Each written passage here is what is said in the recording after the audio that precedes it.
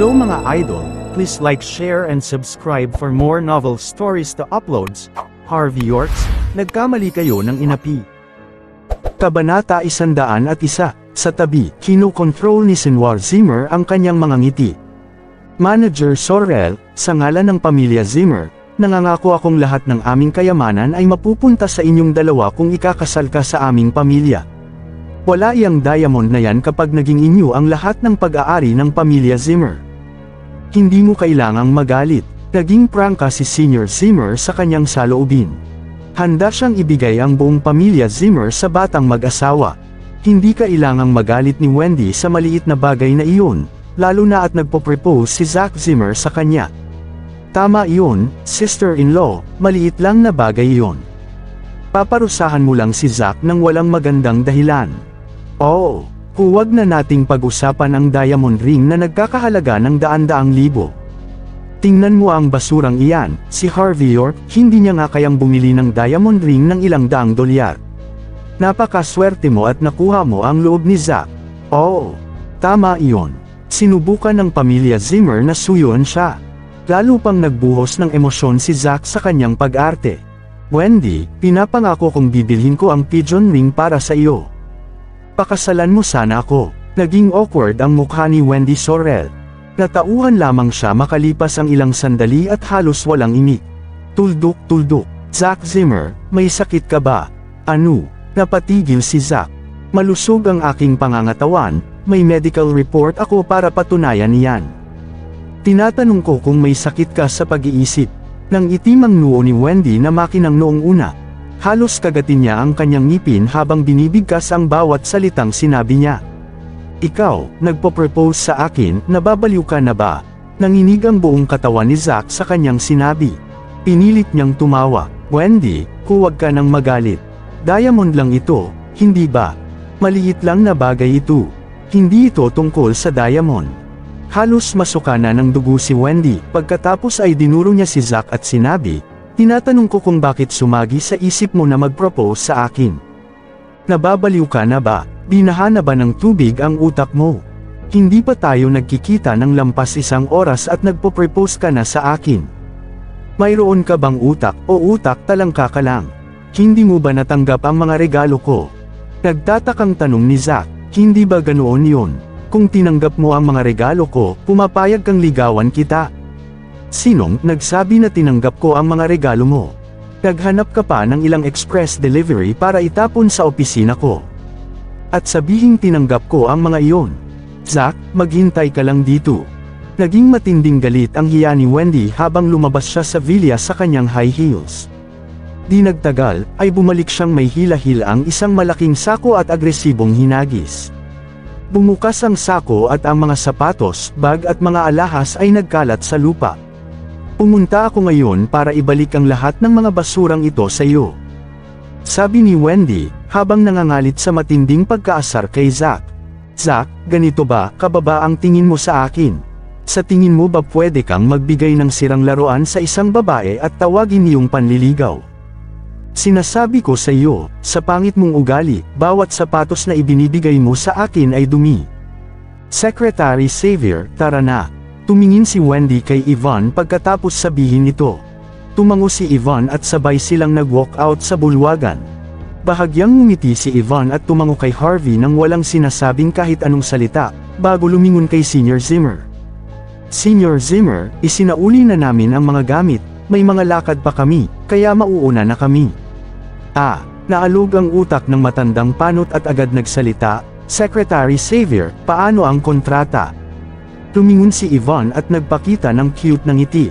Hindi ba sinabi naming pumunta kami para pag-usapan ang ilang pribadong bagay at hindi pag-uusapan ang tungkol sa negosyo? Oo. Mahina hong pinahid ni Senior Zimmer ang kanyang malamig na pawis. Hindi niya alam kung anong gagawin sa awkward na katahimikan. Pagkatapos ay iniutos niya sa mahinang boses, Zack, ihatid mo na sila palabas. Tuldok, panipit. Matapos niyang sabihin ito, agad siyang umikot at nakipagkamay sa mga tao. Nakakahiyang nakita niyo itong buong pangyayari, nagkaroon lang ang mag-asawa ng pagtatalo dahil lang sa isang diamond. Huwag niyo na masyadong iisipin pa iyon, maikling away mag-asawa lang ito, magkakabati din sila. Marami sa mga nakapaligid na mga tao ang bahagyang tumango. Iyon lamang ang katwiran na sila ay nagkaroon ng pagtatalo. Kung hindi, bakit magpapakatanga si Zack para basta-bastang itanong iyon? Secretary Xavier. Tumayo si Zack mula sa kanyang pagkakaluhod at sabay lumundag at hindi nahiyang naglakad sa tabi ni Yvonne. Hindi alam ni Wendy kung paano tingnan ang pinagkaiba ng maganda sa pangit. Paano kung kumain tayo bukas at mag-usap? Siyempre sa iyo na ang lahat ng ito.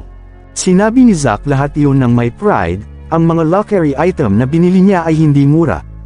Nagkakahalaga ang mga ito ng 10,000 na patigil si Yvonne. Natulala siya, hindi niya naisip na maglalakas loob si Zack na imbitahan siya. Sampal, bigla niyang sinampal si Zack. Baliw ka na, gago. Sinabi ito ni Yvonne habang naglalakad palabas ng villa. Di nagtagal, dinag ang makina ng kotse, at umalis ang dalawang magagandang babae. Ito, hindi makapaniwala ang lahat. Anong nangyari? Nagselos ba si Yvonne? Napakaswerte nga ba talaga ni Zack na may dalawang babaeng humahabol sa kanya? Kabanata 102. Sa gitna ng bulwagan, lalo yatang nalagas ang buhok ni Senior Zimmer dahil sa mga nangyari.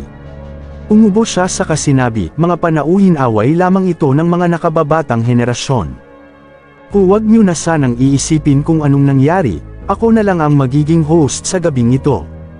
Tara na, tuso ang mga family head na naruroon, gayunpaman, inassume nilang totoo ang mga sinabi ni Senior Zimmer. Malalaman din nila sa lalong madaling panahon kung ang sitwasyong ito ay totoo sa pagmamasid kung matagumpay bang makukuha ng pamilya Zimmer ang investment mula sa York Enterprise. Pagkatapos ng 3 round, ang mga family head ay kanya-kanyang nakahanap ng palusot para umalis. Hindi sila pumunta para sa pamilya Zimmer, hindi ganoon kagalang-galang para sa kanila ang pamilya Zimmer para gawin nila yon. Ang goal nila ay si Yvonne Xavier sa mga oras na yon. Alam nilang hindi malakas ang kapit ng pamilya Zimmer sa York Enterprise. May ideya ang ilang family head, dahil nagpadala ang pamilya Zimmer ng binata para ligawan si Wendy Sorrell. Magagawa rin nila ito, nagsialisa na ang mga bisita, nagkaroon ng lakas ng loob si Zack at lumapit kay Senior Zimmer. Yumuko siya at sinabi, "Lolo." Sampal, malakas siyang sinampal ni Senior Zimmer sa pisngi. Nadismaya siya, hindi ba sinabi mong naayos mo na ang sa babae? Hindi ba sinabi mong dumating sila para ipadala ang kontrata? Mabuti pa at magpaliwanag ka kung ano ang nangyari ngayong gabi. Kung hindi, huwag mo nang pangaraping maging tagapagmana. Bagaman namamaga ang mukha ni Zack, hinawakan niya ang kanyang mukha at sinabi, "Lolo, hindi mo nakita kung anong nangyari." May konting interes si Yvonne sa akin, ano?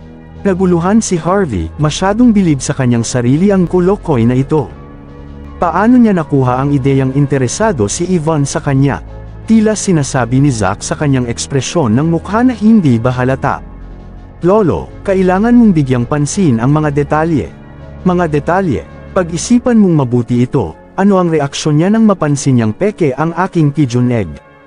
Hindi siya galit, at hindi rin niya ako pinahiya, sa halip ay tumingin siya sa akin ng may paghanga. Bakit siya titingin sa akin ng may paghanga? Tsaka, nung naglalakad papalabas si Wendy Sorrell, napabuntong hininga siya. Bakit siya napabuntong hininga? "Lolo, tumatanda ka na talaga, hindi mo maintindihan kung paano mag-isip ang mga dalaga. Sensitibo sila, hindi nila sasabihin sa akin kahit gusto nila ako."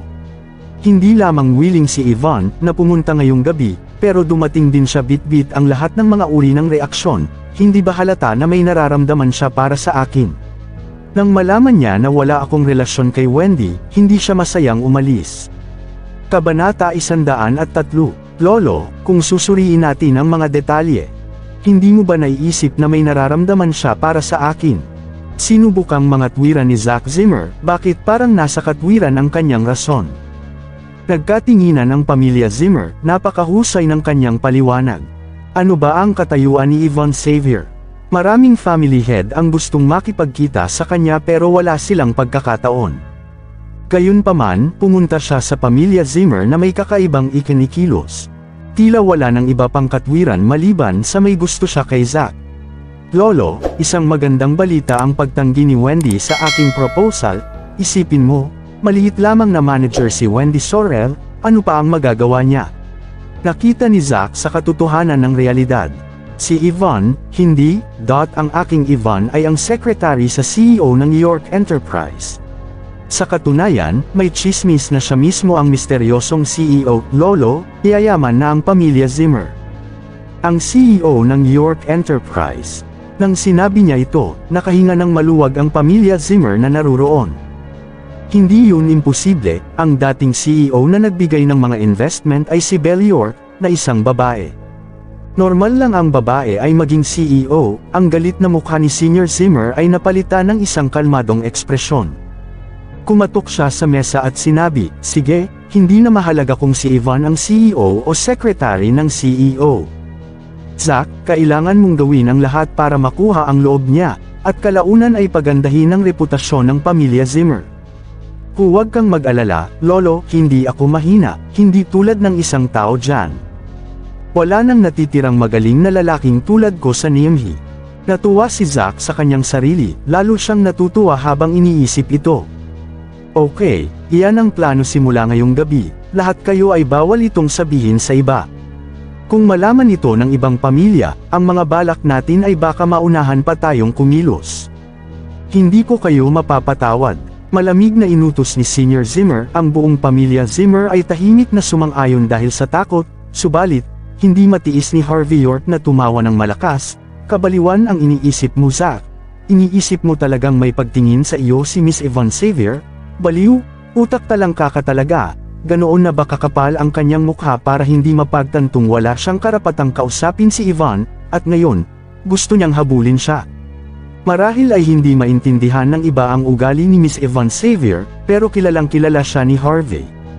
Isa siyang babaeng planado na ang kinabukasan mula pagkabata. Hindi lamang siya determinado at may malawak na kaalaman sa iba't ibang larangan, pero meron din siyang sariling mga investment sa labas ng kumpanya. Ang halaga ng kanyang pag-aari ay higit pa sa meron ang pamilya Zimmer. Hindi kailanman nagkaroon si Yvonne ng pagtingin sa sinumang mga mayamang tagapagmana sa Nimhi. Lalo na sa isang tulad ni Zack, ang isang bastardong tulad ni Zack ay walang ibang talento kundi mangarap ng gising na lalong lumalayo sa katotohanan. Bukod sa hindi siya nakaramdam ng hiya sa pagtanggi ni Wendy, nais niya pa ngayong buluhin si Yvonne. Hindi niya ba alam kung ano ang amoy ng kamatayan? Kung hindi dahil kay Mandy Zimmer, agad nang kinansela ni Harvey ang lahat ng kontrata ng pamilya Zimmer, magdadala lang ng kahihiyan sa pamilya Zimmer ang isang walang utak, o utak talangkang tulad ni Zack, ang tagapagmana daw sabi ng matandang panot na si Senior Zimmer. Hoy! Talunan, anong tinatawanan mo? Sa sandaling ito, biglang tumalon si Zack at dinuro si Harvey. Kabanata 104. Sa tuktok siya, ng kanyang buhay, maaari niyang pakasalan ang kahit sinong babaeng nais niya at mayaman din siya. Subalit, ang talo ng live-in son-in-law na ito, si Harvey York ay malakas ang apog para tawanan siya.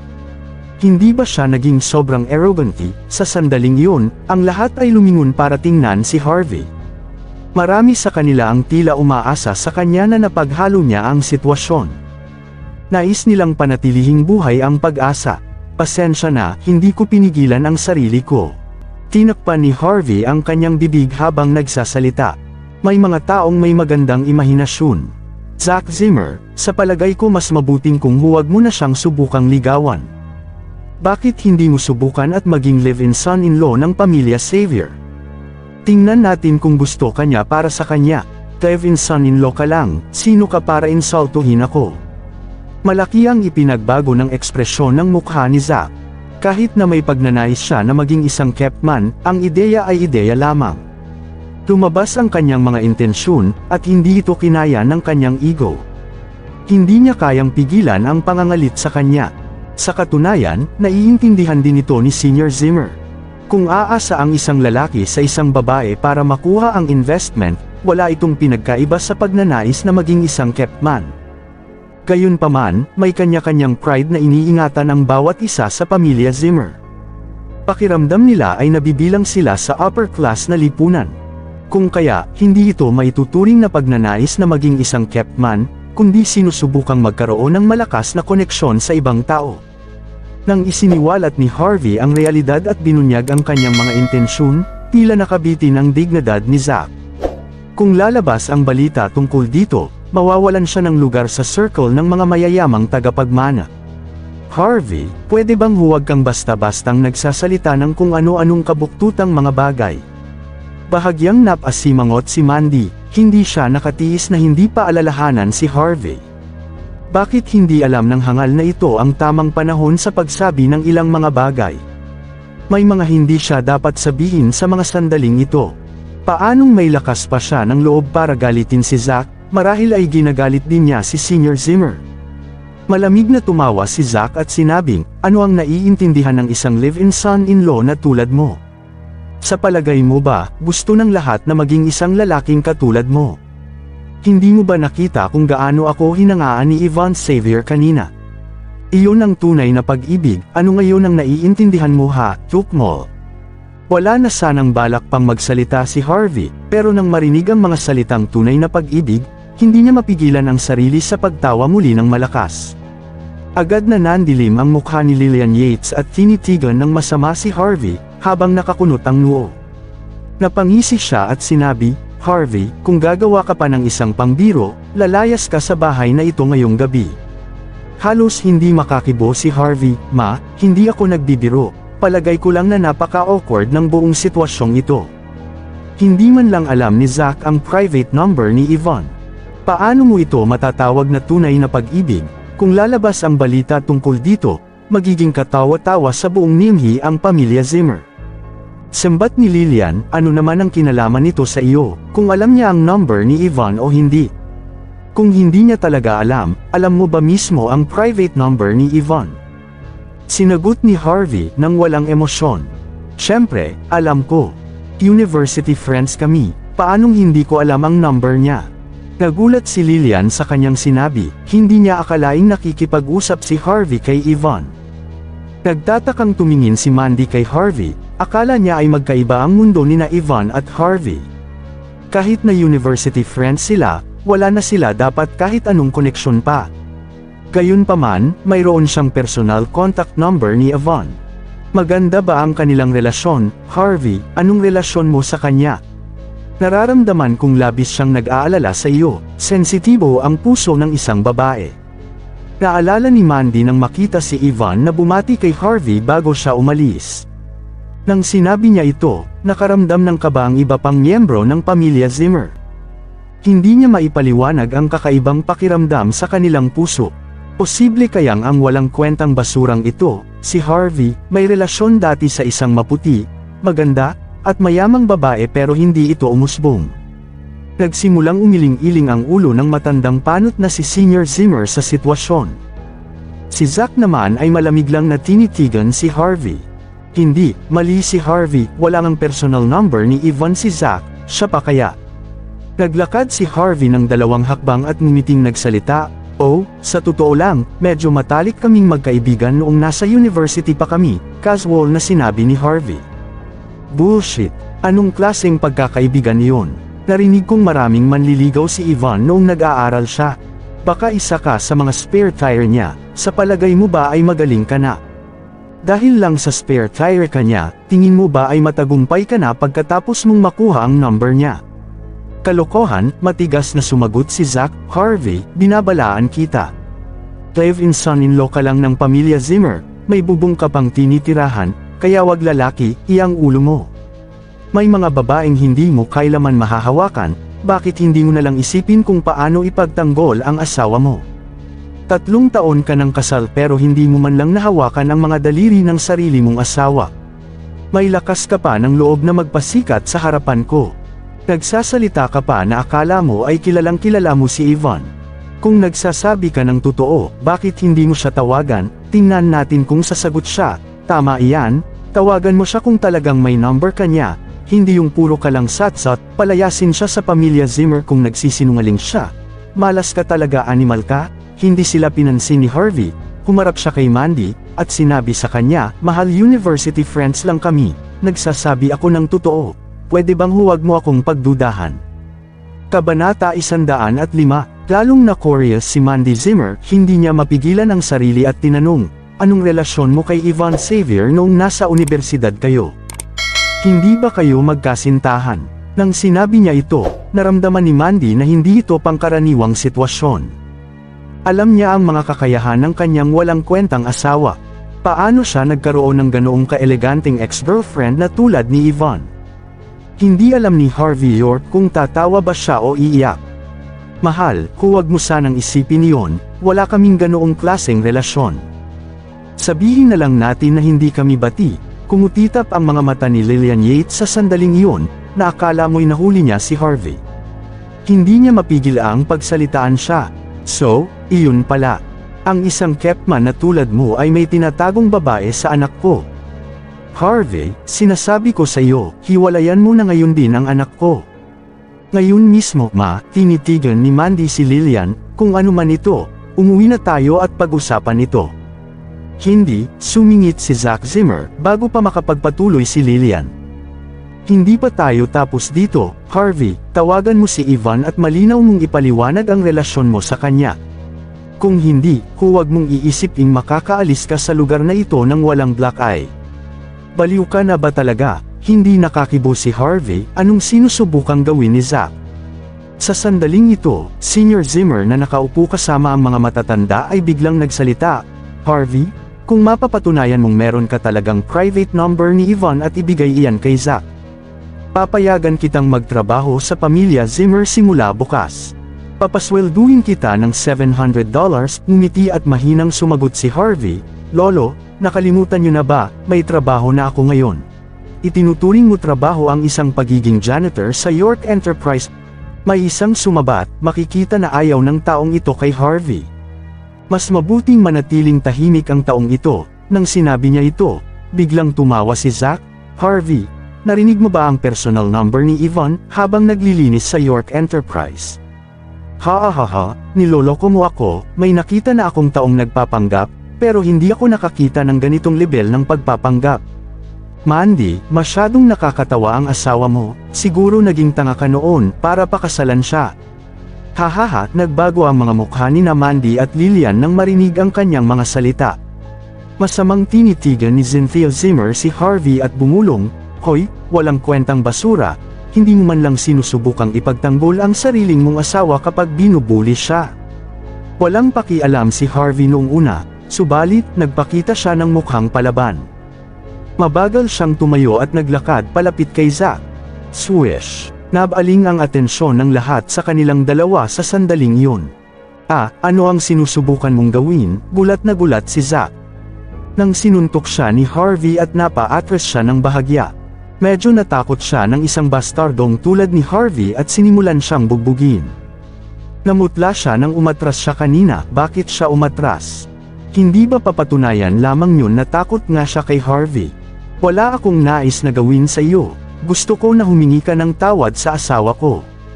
Mahinang sinabi ni Harvey, nababaliw ka na ba? Ako hihingi ng tawad sa kanya. Mangarap ka oy. Sigaw ni Zack sa sobrang galit. Nakita ni Zack na tila gusto ni Harvey na sapakin siya, kaya't malamig niyang sinabi, basura ka talaga. Hindi ka ba pwedeng maging maayos na lalaki kahit minsan at hindi maging salbahi sa lahat ng oras? Anong ibig mong sabihin? Mahinang tanong ni Harvey. Patunayan mong meron kang ang private number ni Yvonne, and then try mong tawagan ng matapos na tayo sa katarantaduhang ito. Pag nagawa mong makausap si Yvonne, saka ako hihingi ng tawad sa asawa mo. Pero kung hindi mo yan kayang gawin, saka tumawa uli si Zack nang may pagkaloko-loko. Sige, tumango si Harvey at agad inilabas ang mobile phone niya at saka nagdial ng number.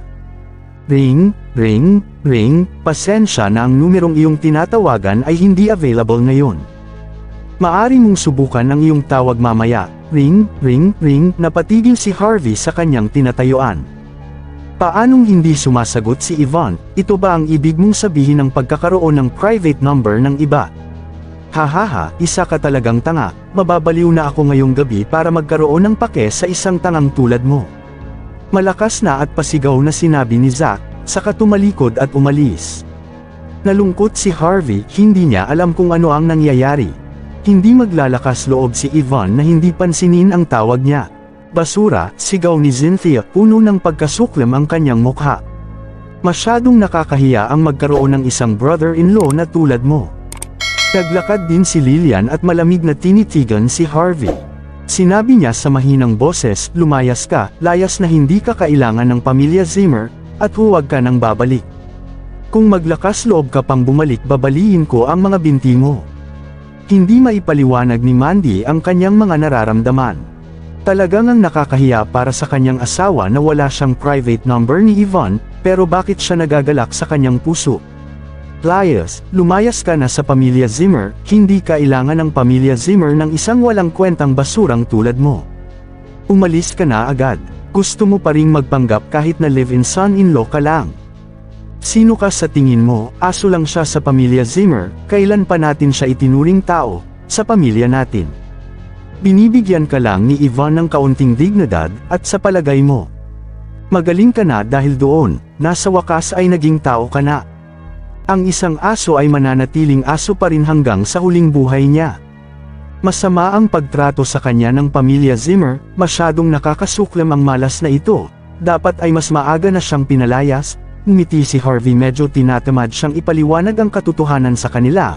Pagkatapos ay umalis na siya ng bulwagan. Nang tumalikod siya, narinig niya ang walang tigil na pangungutsang tawa sa likuran niya. Bumarasa na ang mga laway niyo sa mga lalamunan niyo mga hanghang. Mahinang bulong ni Harvey na may kasamang mga ngiti sa kanyang mga labi. Please like, share and subscribe for more novel stories to uploads.